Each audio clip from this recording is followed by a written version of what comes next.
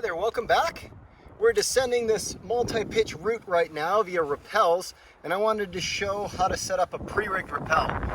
A pre-rigged rappel is a technique that's commonly used by guides. It's not as commonly used by recreationalists, but I think it's a really important skill to know because not only can it be faster, but it can also be safer than a standard method of rappelling. So as I reached this station, I left the rope through my device. I've pulled up the end, I've untied my barrel knot in the end, and I've already taken off my third hand backup. So before I take this out from my device, I want to pre-thread this anchor. Now a quick note, if I'm providing a fireman's belay backup for my second, then I don't want to do any of this. I just want to give a tentative belay to my second as they're coming down, and that's what you'd want to do in the event that you were pre-rigging from above, but I'm showing just starting this out as a pre-rig, okay? So I'm not providing the fireman's backup, so I'm gonna pre-thread this. And just like always, anytime you're rappelling, even if there's wind, you should put a barrel knot in. The risk of rappelling off the end of the rope is almost always significantly greater than the chance that I throw the rope down, it blows into a crack. Because once you start rappelling down this rope, usually, even if it's blown into a crack, you can retrieve it. But you can take a look at some of our other videos for techniques for rappelling in the wind, okay? That'll still keep you safe and keep a closed system.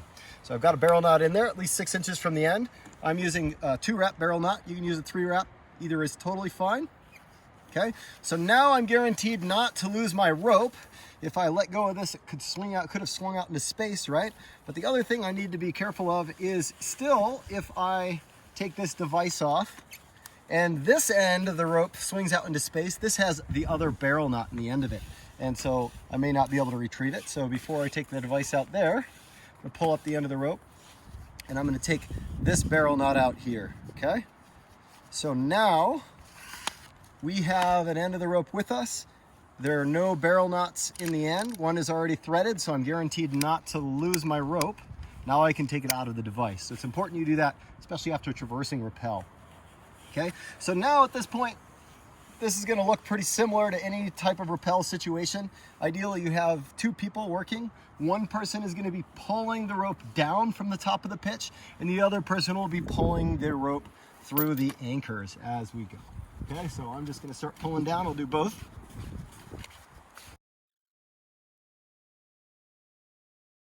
So once I get to my middle mark, I want to secure the rope so it's not going to fall down. And if I'm doing a pre-rig, I could be doing a pre-rig with 2 people on the rope.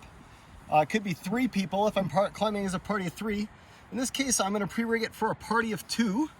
So I like to have about 3 to 3.5 feet of distance from the chains to this barrel knot, or excuse me, through to this BHK, this basically double overhand knot, an overhand on a bite using both these strands. So about 3 to 3.5 feet here.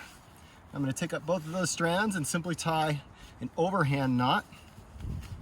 And that secures the rope to make sure that it doesn't accidentally pull itself. And it's also going to serve as a backup knot when I load my pre-rigged rappel here in a minute. Okay, so I'm going to pull this down, rope. Okay, so here comes the rope.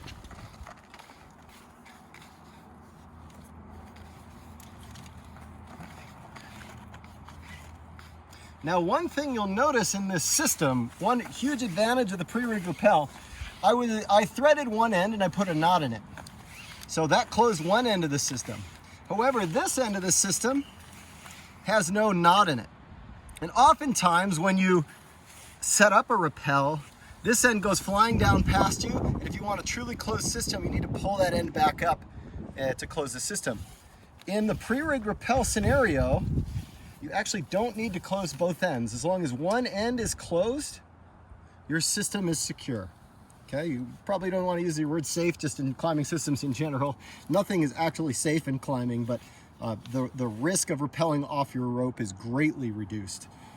Okay, so now I'm going to add my friction hitch. I'm going to put it below my backup knot here, this BHK that I created. Okay, clip that in. That looks like plenty of wraps. It's going to grab well. And now I can use that friction hitch to hold the rope well all my partners load up. So whether I have 2 people on the rope or 3 people, we can all load our devices while we're at the anchor at the same time. So this would be my follower here. Load her belay device into the system there. Okay, and then she can clip into that with an extension, right? Okay, and I'm going to load mine on just down here, just above the knot.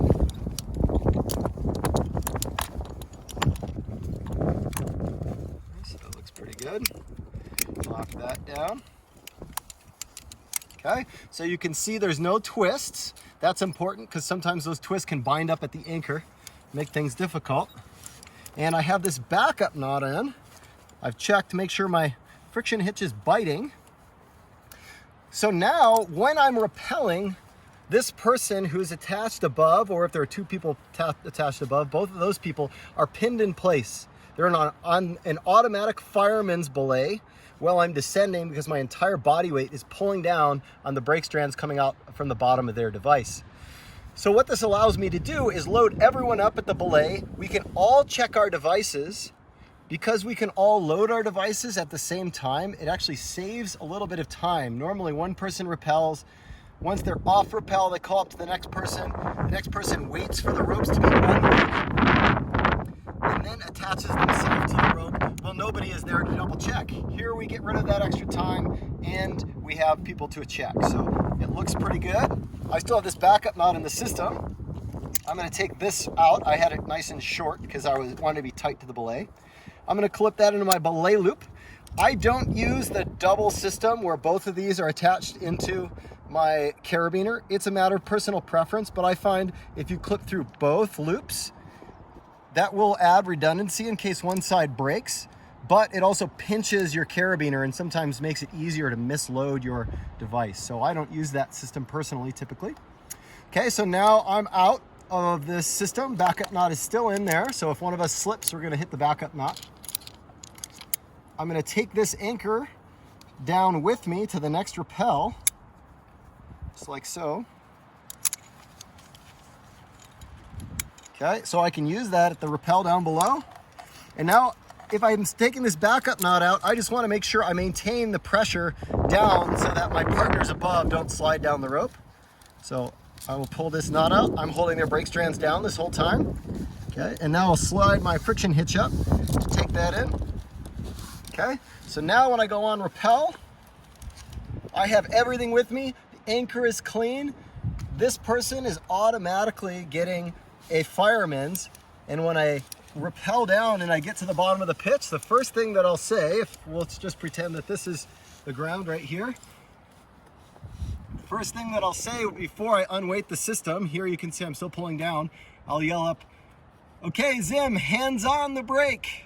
Okay, she'll put her hands on the brake, and then I unweight, but maintain control of those brake strands to provide a fireman's as my partners come down. One person will come down, I'll grab the strand above, and then the third person can come down if I'm going a party of 3. So that greatly speeds up our ability to transition, takes out that transition time almost entirely, and adds a little bit of safety. Also allows us to rappel with only 1 knot in the end of the rope. And the reason it's possible to rappel with only 1 knot in the end of the rope is because if you look here with these strands, if I pull down in this strand, it cannot move through the anchor. And if I pull down on this strand, it also cannot move through the anchor because this belay device at the top is anchoring the ropes as if it's fixed in place. It's almost like I've tied a knot in either of these ends. So if I hit the knot at the end of the rope, in either of these strands, I can't wrap off the end. So that's a huge advantage of this particular pre-rigged rappel system.